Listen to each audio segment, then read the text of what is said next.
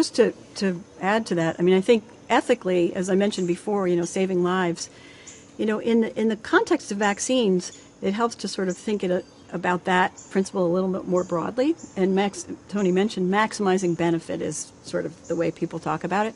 But again, it's not the only principle. So maximizing benefit is number one, and thinking about fairness and equity is number two. And so in most people's way of thinking about the principles of allocation. So if you think about that, maximizing benefit includes, helping society by vaccinating frontline workers so that they can continue to work and take care of people who are sick, but also do the other kind of frontline work that we need done in our country. And then if you take in fairness and equity, then you start to say people who have disadvantage in terms of this virus, and those are people of color who have suffered more from the consequences, they might need to have higher priority than others. I think what's really interesting is the question of children.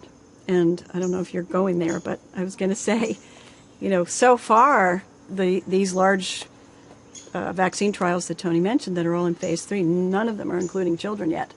And so the question will be, when do we start thinking about both safety in children and efficacy in children? And my understanding is that some of the companies are already talking about beginning to do some safety trials in children at different ages in a sort of de-escalating fashion.